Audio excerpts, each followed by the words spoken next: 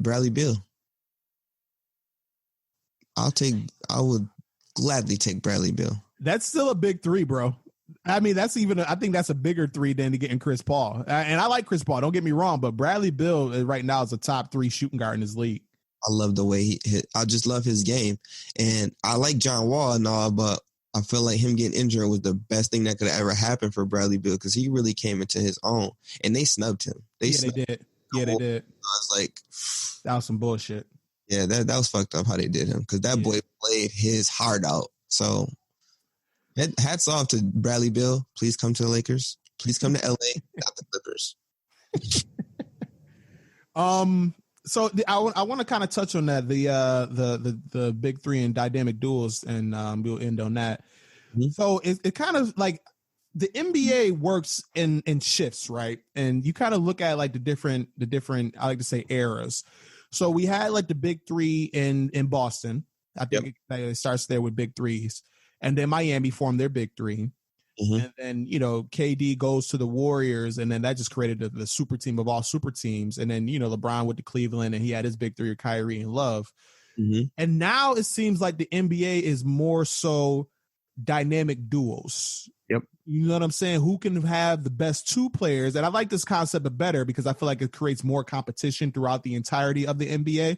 So I'm definitely, it kind of went back to this format because we kind of seen this back in the early 2000s. You had Shaq and Kobe, you had Rasheed Wallace, Weber. Right, exactly.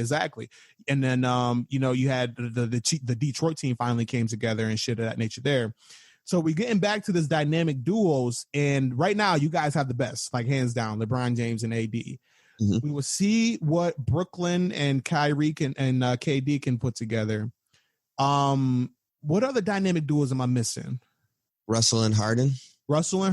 Okay, we got that duo there. KP and Luka. So we see if Luka and Giannis. Possibly Luka and Giannis. We might see that happen. We could definitely see that happen. Don't forget Splash Brothers return, baby. Yeah, and that's 100% fact. You got Clay and Steph. So I think this next couple of years of basketball, where who can form the best duo, the best tandem of players, and then surround those players with the key role players to best help them succeed, would be very interesting. What's going on with Blake Griffin? What's his contract looking like? He has like 3 or 4 more years left on his deal. Oh, that's booty. Why they do him like that? Yeah, the Clippers did him dirty. Remember they signed him to that big contract and then shipped him off that same year.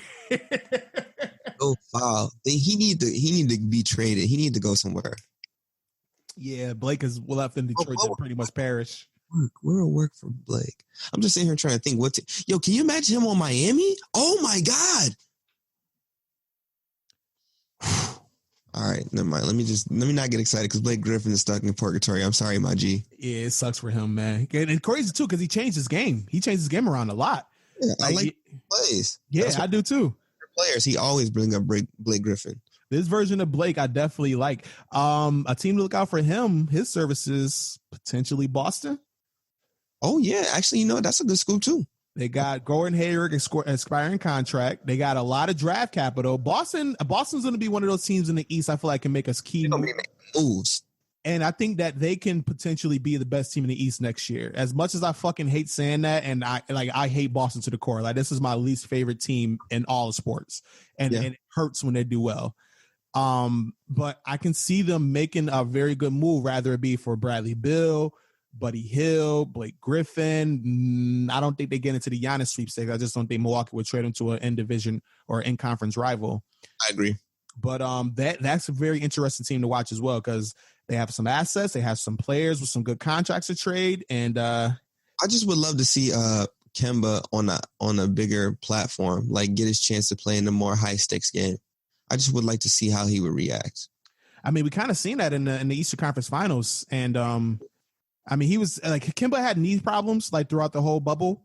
Yeah, and you could kind of see how it hindered because he didn't have that same explosive first step that he has. Yeah, you know what I'm saying. So it'd be nice to see him healthy and then be able to kind of get back to that stage as well. Man, it's gonna be interesting. It's gonna be interesting next season. But you're totally right with the dynamic duos. I like that a lot better than the big threes. Yeah, it makes it more fun. Mm-hmm. if you had to take a guess, when do you think the season is going to start? Probably, I'd say between the second week in February and first week in March. Yeah, that's what I'm thinking. Yeah. I'm thinking late February, early March. I think they do like a condensed season. Mm-hmm. Because there's a lot of stuff that they have to get organized if they're going to do it differently than they did it in the bubble. So that's going to take a lot of months of planning. So I definitely say that's an appropriate landing space. And I'm not mad. I'm willing to wait. I got plenty of combat sports to watch in the meantime. It's the UFC fight every Saturday. Yeah, that's a fact, bro. That's a big fact.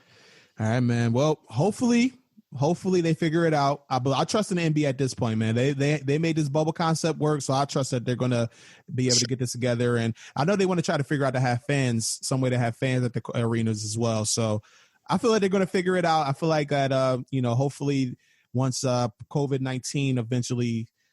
Oh man, I hope this shit ends soon, bro. I can't. This is so fucking annoying. I don't know, man. I don't know. I keep telling people this might never end. This might be the new normal. It might be. We might have to learn how to live with it, just like the flu, just like all these other illnesses that there are no cures for.